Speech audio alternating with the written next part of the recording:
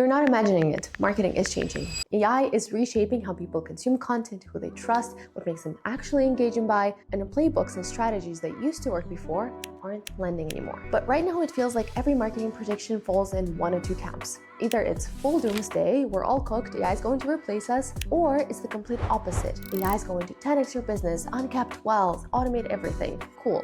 Super helpful. Meanwhile, you're sitting there going, okay, but what do I actually do differently tomorrow? So this video is not about AI changing the market, because you already know that, and it's not about different AI tools, because those tools are just the catalysts. This is about the domino chain of events AI has set off and what each of those shifts tangibly mean for your strategy right now. The first domino that kicks this cascade off is the development of video AI technology. Not even just ChatGPT or Claude, but video and photo Gen AI specifically.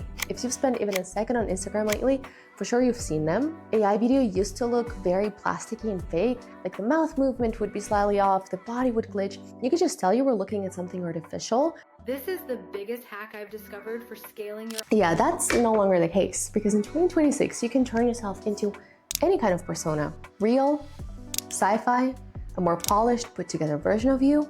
Alter your voice, and it looks realistic. I'll be honest, I have very mixed feelings about this. Personally speaking, I deeply dislike the idea of my feeds filling up with AI slop and the implications these deepfakes can have on our society as a whole. That part I'm not thrilled about. On the other hand, do I like the idea of not having to get camera ready and still looking put together? Sure. Do I like saving a ton of time on setup and lighting? Yes, of course. Do I get the appeal for brands who can now slash their production budgets and still get high quality content? Absolutely. In fact, some big companies like Mango already are using artificial intelligence to create entire campaigns. So the business benefits are clear and there are plenty. But in a nutshell, AI just completely collapsed the production barrier. You can now test 100 different ad creatives with different AI avatar models, holding your product, curating any type of aesthetic or look you'd like, so you can pump up way more content across all platforms without even having to get in front of the camera. It's sort of mind-blowing, really. If you're a small brand who never had big budgets for production or fancy shoots or hiring a model, that barrier is gone now. You can create a highly aesthetic, curated campaign as a single person. You just need to know how to prompt. I truly don't think there's been a better time to start a small business, because the advantage big corporations had when it came to creative assets, meaning they could outspend everyone on models and locations, is, well, it's gone. As long as you have a vision and an idea, you can execute it. The playing field is completely level. But there's also a flip side to this. At its core, any marketing strategy is about catching the attention of your dream client, standing out against your competition in a meaningful way, and building enough trust that people buy. That's the fundamentals of marketing, and just to be clear, AI didn't change that. What it did change is that what used to take a team of 10 people and weeks of work can now be done in a few hours by one person who knows how to prompt, which means that the playing field is wide open, but also means everyone's on it. The fact that you can produce aesthetic, professional-looking content doesn't mean it will stand out anymore, because everybody can do it. A one-person business can put out content that looks like it came from a full team. The execution gap completely closed. It stopped being the differentiator. Instead, the focus has now shifted to creativity. Before AI, companies with big budgets could get away with campaigns that were average as long as they looked nice, like eye candy, cutesy packaging around a mediocre idea. And I think that's going to become much harder, if not impossible. Because if everyone can produce at the same level, production quality is just table stakes. So what starts to matter most is not the form of content, but its core essence, the direction behind it. Does it resonate? Does it make you want to stop and pay attention? Does it evoke a response in your audience, like a visceral reaction? The competitive advantage is shifting from something that just looked nice towards creatives with a real vision. That human creative layer, the lack of which used to get patched over by a big production and promotional budget, is now one of the only real differentiating factors we have left. I know what you're thinking right now. Anna, I'm just not a creative person. I could never be creative. I'm a data-driven girly. Listen, I feel you. I just don't agree with you. I worked alongside award-winning designers and creatives for a very long time, and one thing they taught me in the process, that creativity is not really a talent, it's more like a muscle which can be developed. I don't care if you think you're the numbers person, it has nothing to do with that. You can be data-driven and still be very creative, you just need to develop that muscle. This is a topic in and of itself, so let me know in the comments below if I should do a deep dive on which frameworks and exercises I picked up from creatives on building that muscle. But before we move on, I have to address a trend I'm seeing, which has come as sort of an early response to this, and it's the rise of the lo-fi or yapping style videos that are basically the antidote to overproduced, over-scripted content. This type of content is on the rise, and for the time being, it genuinely works great. The best example of this right now is a channel called Wendy Outdoors. She's basically a retired Canadian woman documenting her camping adventures. Her videos break every single YouTube best practice.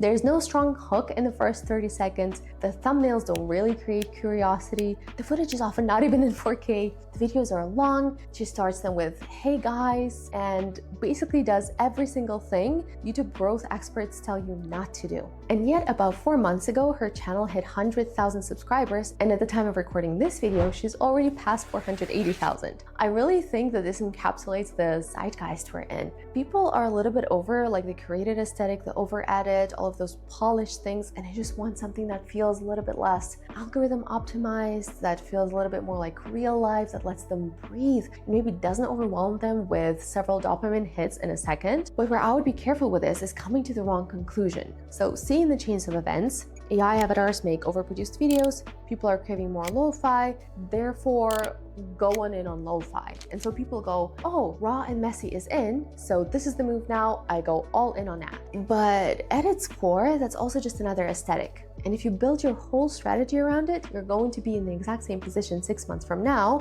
when this trend gets oversaturated and we're moving on to the next thing. So the real competitive edge, the one that doesn't expire when the trend cycle moves on, isn't in emulating an aesthetic. It's in building an authentic brand that is genuinely yours. Because authenticity is not a subgenre of content. It's not a vibe you can toggle on and off. It's not a checklist of lo-fi traits like shaky camera or no makeup. It can be those things, but it also can be something completely different. Think of it like your wardrobe. It's fun to have a couple of trends in there, but if your entire wardrobe is micro trends of the season with no timeless basics as a foundation, you'll always need to renew your wardrobe, buy new stuff, and update to whatever's in right now. It's the exact same with your brand. Trends can definitely be part of it, but the foundation needs to be something that holds regardless of what's trending. And keep this thought in mind because we will come back to it later as I show you the depth to which your brand needs to be developed now. Now, at the same time that AI was changing what it takes to create content, the platforms were changing what it takes to get that content seen. Content distribution used to be follower-based, meaning you grew your audience and that audience consistently saw your stuff. That was the whole strategy. The bigger your audience, the more people you'd reach. Even after the algorithm stopped showing posts chronologically around 2016, a bigger following would still give you an upper hand compared to smaller accounts. That's not how it works anymore at all. Gary Vee called this the interest-based algorithm in his book, and it's a huge shift that is changing how people consume content and who gets the most eyeballs on their content. Basically, now it doesn't matter at all how big your account is. Your follower count doesn't guarantee anything. Every single post now competes on its own. So a video from someone with 200 followers can outperform one from someone with 200,000 followers if the content is more interesting. Every post is basically like a fresh audition, a fresh lottery ticket. If you scroll through TikTok, Instagram, or YouTube Shorts, you will see content from accounts you probably don't even follow, and every like or comment or save or even how long you pause on a video tells the algorithm what you're into, and it adjusts the feed in real time for you specifically. For big accounts, this is annoying because their safety net has disappeared and they have to redefine their creative strategy, but for smaller accounts, this is great news because you get the same chance of distribution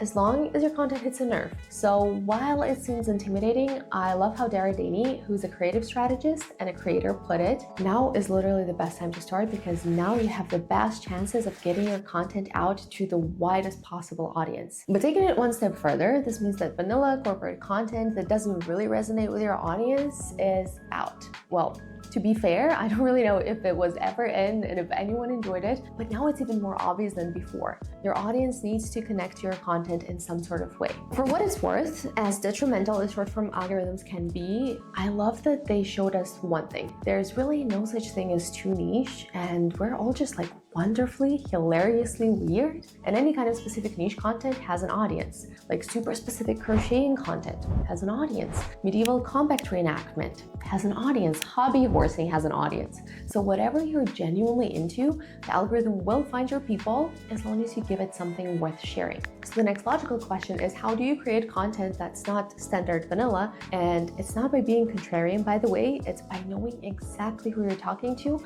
and not trying to smooth out the edges or fit into like the sort of preconceived notion that you think people want you to be. So creativity is the edge, and the algorithm is set up to reward it, and the old gatekeepers like budget or team size or follower count are out of the picture. There's just one thing that rains on this parade a little bit, and it's that all of these tools and the ability to create content at scale is also the reason people are becoming more skeptical of everything they see online. And that skepticism is becoming a real problem because we're already in what magazines like Forbes and experts online have coined a trust recession. So trust in brands and institutions is tanking. The default reaction to ads and experts is skepticism, and honestly, I think people have every reason to be skeptical because it is getting a little bit weird out there. I recently saw Katie Steckley, an online creator, post that she saw a Fiverr gig selling deepfakes of her for $8 a piece, and it was marketed as any authentic testimonial you want for your business. Thankfully, Fiverr took the gig down, but this is bound to be not the only case, and this just illustrates so well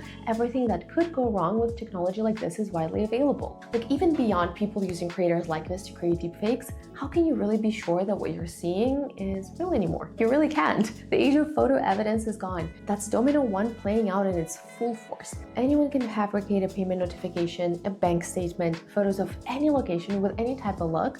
None of it means anything anymore. So where do we go from here? Where we have to doubt the authenticity of every single thing we see or read online. Then where does it leave you as someone trying to build a business on the back of content? Zooming out to see the bigger picture, I think this means we're at the crossroads when it comes to if people will even continue to consume content online or which channels they will choose for that. I feel like there's already a sentiment of like general AI fatigue, and people are even deleting social media because of it. I personally know actually several people who have recently deleted their Instagram because it has just weirded them out to not know whether what they're looking at is real or not. So for me, the main takeaway here as a marketer who still wants to use AI to speed up my processes is that it's very important to exercise good judgment. Like, am I using AI in a way that adds creativity and showcases my skills or just speeds something up? Or is the content that is supposed to sell services or demonstrate a product leaves my audience with this weird uncanny valley feeling, because that's not what I want at the end of the day. What I personally think will not work are scripts mass written by ChatGPT and produced on AI avatars or any sort of AI slop. I know they get views, I know there are already accounts that are getting lots of reach, but I don't think they actually generate real business sales. Views don't equal trust, don't equal sales. Show me the data in the case studies and I'll happily change my mind. But as a personal brand built on expertise, I don't want to play with my audience's trust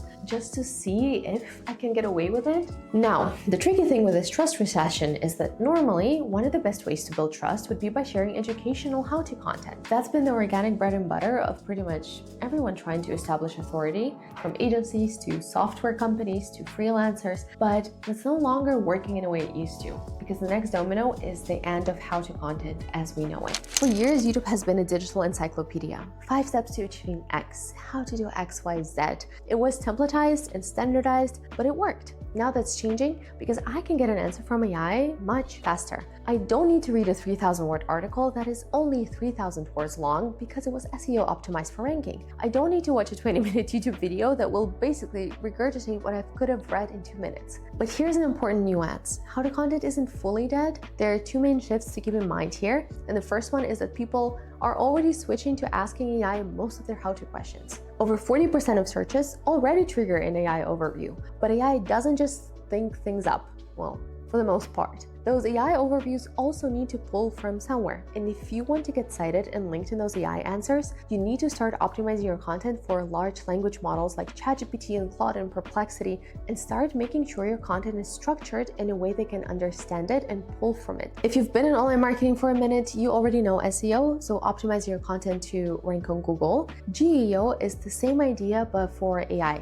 As an online marketer, this has been at the top of my list of things to dive deep into this year. So if you want me to share what I find with you, let me know in the comments below. Second shift, and I'm actually quite excited about this one, is that we're leaving the era of generic how-to and entering the era of personalized how-I.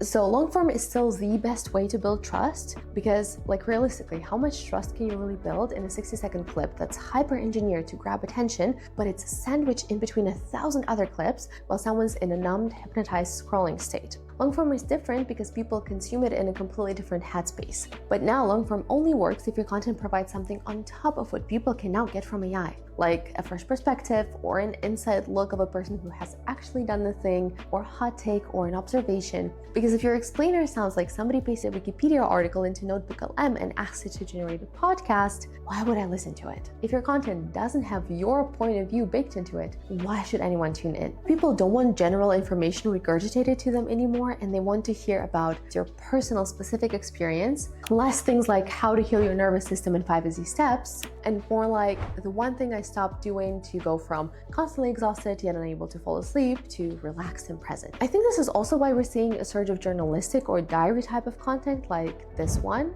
I think this works great because instead of preaching, you get people invested to who you are as a person, you showcase the way you think and the way you handle situations and your expertise in the same breath. So to recap, we are moving away from regurgitated information that adds nothing new to the conversation towards personal experimentation and observation type of content. But what if you're marketing something that doesn't have anything to do with you at all? Like you're working in a bigger company or you want to build an e-commerce business that's not really hinging on your personal brand? In this case, you need to really lean into building branding lore.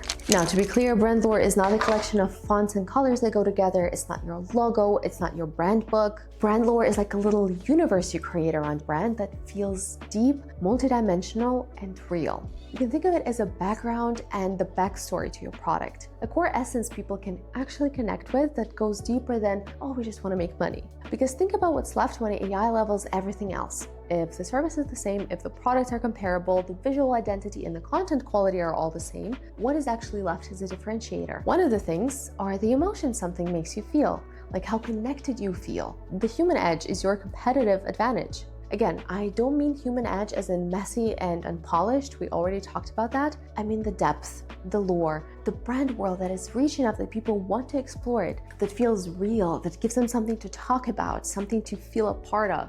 Lore is not a seasonal campaign or a trend you imitate or an aesthetic of the season. It's layers upon layers upon layers of what makes your brand what it is. It's like universe building for your brand. Patagonia has been doing this for ages. Their world is rooted in one core belief. We care about the planet more than we care about selling you a jacket. So every single thing they put out reinforces that same story. For example, they ran a full-page Black Friday ad in the New York Times that said, "Don't buy this jacket." So on the biggest shopping day of the year, they told you not to buy their product. They have a program called Worn Wear, where they drive a van across the country repairing your old Patagonia gear for free. They sued the federal government to protect national monuments, and their founder gave the entire company away to a climate trust. The lore has been so consistent over decades that people trust it in a way that they don't trust any other outdoor brand. Now, there is a caveat. You cannot really fake brand lore. It's not a trendy storyline that you can try out and then abandon. It's not like meaningless mission statements on your about page that nobody reads.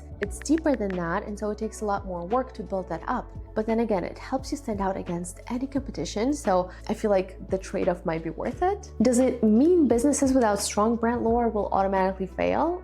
Honestly, no. But I think when push comes to shove, they will be slugging it out on price, and it's just never a fun place to be. Okay, once you do have brand lore, how do you actually communicate it in a way that makes people listen? In a way that sticks, in a way that resonates with them? That's storytelling. Honestly, even if your brand isn't there yet, even if you don't have deep lore behind you, integrating storytelling is the single most effective way to make people pay attention to what you're saying and relate to it. Because storytelling has always been how we pass on information, how we remember things, how we make sense of the world. Human brains are quite literally wired to prioritize narrative over raw data. That part is of course not new, but what is shifting is the level of storytelling. So the old way of marketing storytelling was basically taking any story that would fit your product and wrapping your ad around it. So think like Tide commercials where families spill something in dinner and the product saves the day. The story is done. The reason that worked great is because you had a captive audience sitting through commercial breaks and watching any ad that would be put on. But we're not consuming content like that anymore. We're on our phones and we're scrolling through feeds which are engineered to keep us swiping. And on top of that, the way people want to consume commercials have also drastically changed. Especially if you look at younger generations like Gen Z, they genuinely do not want to feel like they are being sold to. They want to be entertained. They want the sell to have earned its place in their busy, dopamine-saturated feed. Tower 28 is a great example of a brand who got this shift. They had a new blush launching, and instead of just creating a reel with swatches or pasting marketing claims like it's super pigmented or it will not fade the entire day, they created a vertical mini sitcom for their socials. Look at a goblin. A perfect example of a goblin. A goblin kitty. Come. Instead of just creating a reel with swatches or marketing claims like it's super pigmented and it doesn't fade, they created a vertical mini sitcom for their socials. Alex Kalatzis, their marketing director, said that they started with completely standard marketing analysis. How is this blush different from the competition? What is the USP? What pain points does it solve for the customer? But then instead of going down the classic route of turning those into taglines, they wrapped the entire pitch into a highly engaging storytelling. What elevates this even further is that they hired a real screenwriter, someone who's worked on actual TV series and invested real budget into it, which I find amazing considering these are only a few social media videos. It tells you something about where the industry is heading and where the consumer preferences are heading. Another example is not a business, but it's still worth looking at because it illustrates the point, is Brooklyn Coffee Shop page on Instagram. It's a series of skits in a fictional coffee shop, and it's amassed hundreds of thousands of followers because skits and storytelling are just this addictive to watch. People come back for the characters, the running jokes, the entire world. That's like lore building in real time for pure storytelling. Storytelling is fundamental to how human works. It's one of the skills that are not easily replaceable. In fact, the biggest AI companies right now are hiring for storytelling roles and paying multiple six figures for them. Oh, Padma! This kitty just licked the sink clean. I really do think that storytelling will become one of the main differentiators, along with creativity, that will help people really set themselves apart in an age where the entire playing field is completely leveled. Now, the thing is, even the best storytelling is still you talking to your audience, one to many. And in a world where people are this skeptical and this overstimulated, this tired of being marketed and sold to you, what we crave in this more than anything else is human connection, genuine human connection. That's where community comes. Let me be direct. Community is not your Instagram following. It's not your TikTok audience. It's not your email list. I'm not talking about community as another marketing box you need to check. I'm talking about real community, which is uniting people around a genuine common interest and giving them a center of gravity, a place where they come together, not because of you, not because of your product, but because of each other, because of a common interest, because something bigger than a product unites them. And you just so happen to be the one who built that space for them. A facilitator, if you will. I was actually at a conference this week and multiple business owners were sharing how they use community right now to drive real business results. One example really stuck with me. It was an e-commerce company started by two women around healthy lifestyle. And they started the community first, uniting people who were not quite biohackers, but still cared about their health. They did sauna raves, they did morning walks, they did runs together. Before they had a product or really anything to sell, grew their community to over 2,000 people, obviously developed trust with those people, and then launched a product based on what community was already needing or asking for. Now they have this group of fierce supporters who are connected to something deeper than just a brand that looks cool on paper. And that means that these people will not just simply look for a comparable product that might be cheaper, that they will not compare this brand to a myriad of other brands which are essentially selling the exact same product, because they have this deeper emotional connection. Communities can work for e-commerce, for software companies, for service businesses. So basically anywhere where you have people who share a common struggle or an interest or an aspiration, there's opportunity to bring them together. Because think of what community actually does for you in the context of everything we talked about in this video. The trust is collapsing, but people still trust each other. They trust the recommendations from someone who's going through the exact same thing they're going through way more than any ad or any content. And at the end of the day, yes, AI can replicate your content, your visuals, your tone of voice, but it cannot replicate a group of real people who genuinely want to be in a room together. How-to content needs to have a personal, almost opinionated edge, and inside a community, people are sharing their own experiences, their own how I did it stories. So they're creating value you didn't even have to produce yourself. Real human connection is the one thing we never stop craving. No matter how much technology changes, no matter how sophisticated the tools get, at the end of the day, people want to feel like they belong somewhere. Community is where all of the dominos we've talked about converge. It's brand lore in action, a living, breathing version of your brand that exists between real people. All right, we talked a lot about how AI is reshaping the marketing landscape. And if you want to know what this means specifically for online courses and digital products, not just for marketing overall, give this next video a watch. It's a super detailed analysis, plus my insights from working behind the scenes of multiple seven-figure offers. And I think you're really gonna enjoy it. Till I see you next time, bye.